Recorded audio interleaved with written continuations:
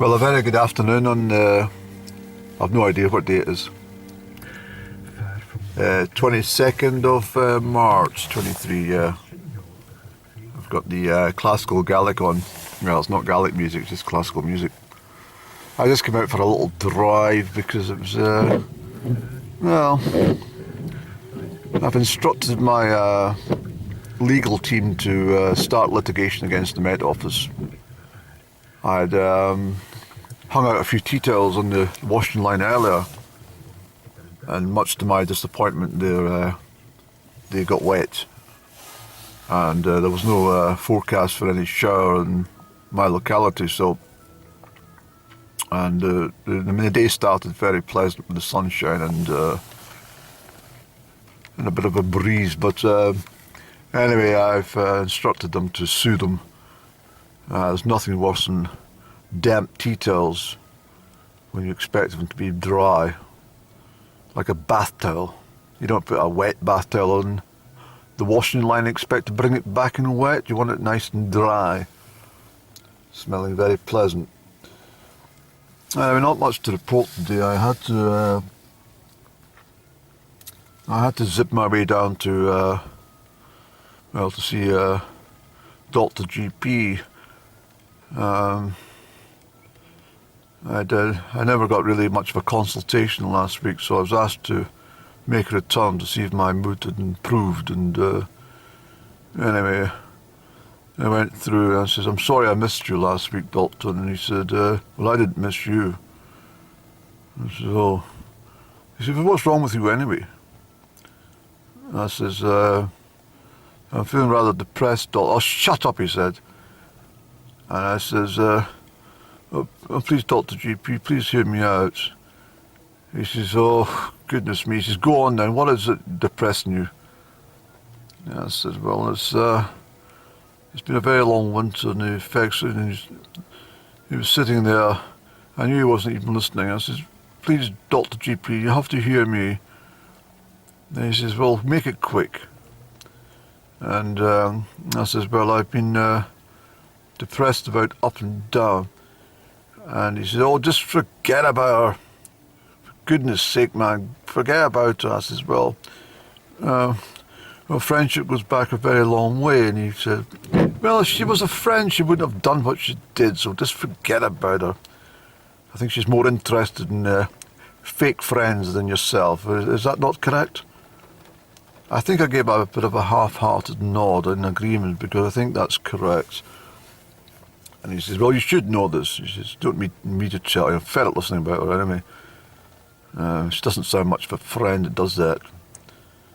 And he says, "Anything else that's bothering you?" I says, "Well, it's just that, as I say, I expected spring to come in a bit much more cheerful than the way it has." He says, "Oh, shut up." And he says, "Let me tell you something about depression. I'm very depressed. You may have heard that UBS took over Credit Suisse, and I've lost 14% of my share value as a result. Now, that would normally cause depression for anyone, but I've got so much money invested in lots of places, it didn't really impact me too greatly, understand?" And I said, "Well, that's not the sort of depression I'm talking about, Dr. GP. He says, "Well, the stuff you talk about is just, it's just tittle-tattle, it's nothing. Should be getting depressed at that. I mean, if you told me something about your ISAs or something were not doing so well in the current market, then I could understand you've been depressed. Mind you, probably haven't got any ISAs. You probably don't even know what they are, you're so thick." That's what he said to me. I said, "Well, Dr. GB, is there any way forward with all this that's bothering me?" He says, "Yes, I think you should go and listen to classical music. Get yourself out in the afternoon air. Have a look at the passing clouds on a day like this. It will raise your spirits." I says, "Well, thank you very much, Dr. GP. I might just do that." But he doesn't offer much sympathy, I'm afraid. He sort of belittles me every time I'm down. Anyway.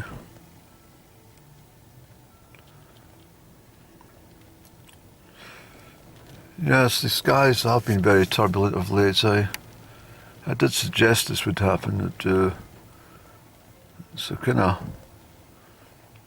exciting part of the spring, isn't it? March. But I can't actually believe I must have just blinked for a moment, but we're actually into the third. Well, we're into the last week of March tomorrow, aren't we?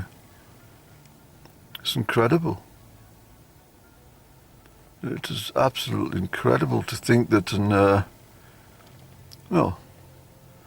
6 months' time the clocks will be going backwards for the winter. Not a long time, but it seems to be a long time since October, hasn't it? Well, I've chopped it up into little segments for myself. I feel a little bit pleased with some efforts in some corners, but I'm trying to work out what's happening just now, isn't it? But I'm very pleased I've not been to any of the familiar retail outlets that I've been spending a lot of time in during recent weeks. For example, B&M. I just find it's so dreadful down there. I've just given up with the whole idea. It's just an awful store. It's depressing. And I did go into the Cooperative on Saturday, I think it was, and it was very depressing as well. Yeah, people in the shops look awful. Well, I suppose I've probably fit in that same category, but they seem rather blank and aimless. They don't seem to know what they want.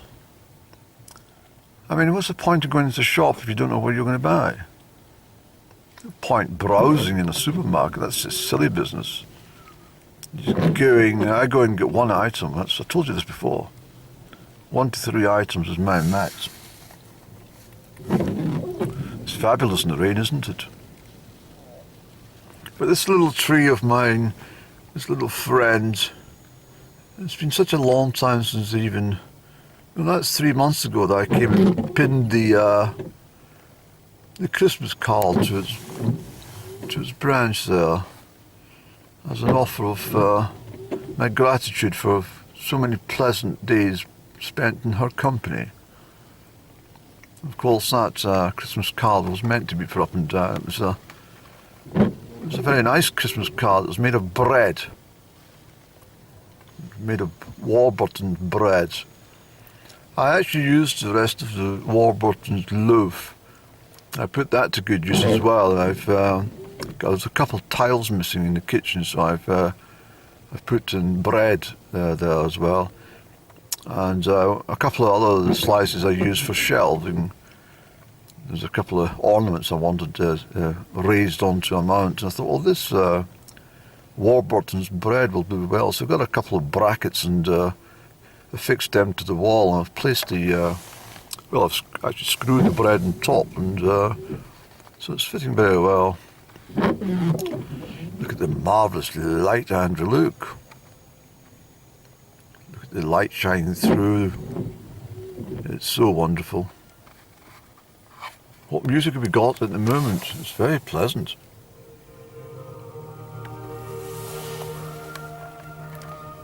It's very pleasant for the conditions, isn't it? Oh look, there's the rainbow, Andrew. Make a wish for God.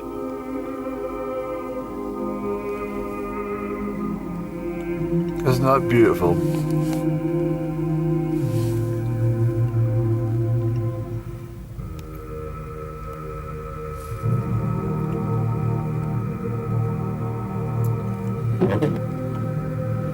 See how quickly the rainbow passes. If you blink, you miss.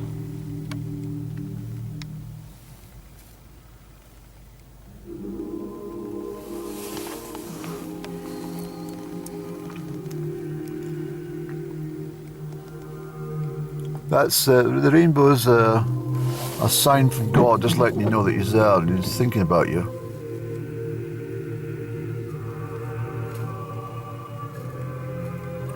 It's probably because I was talking about these very beautiful birch trees. See?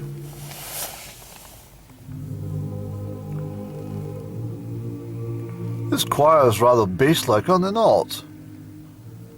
I prefer soprano singers as opposed to bass singers.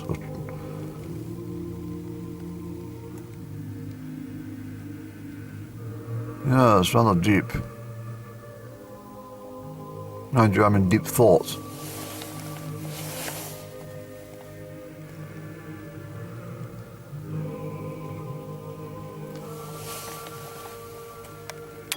Look at the beautiful light, Andy. It is, isn't it gorgeous? It's superb, actually. Look where the rainbow's just trying to kick through again. Oh.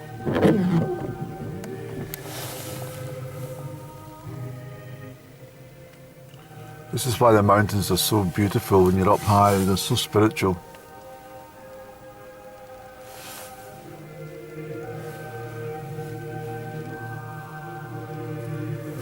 Come on, let's go along Glen Quake a wee bit, Andy, and let's people see parts of Glen Quake today in this inclement weather.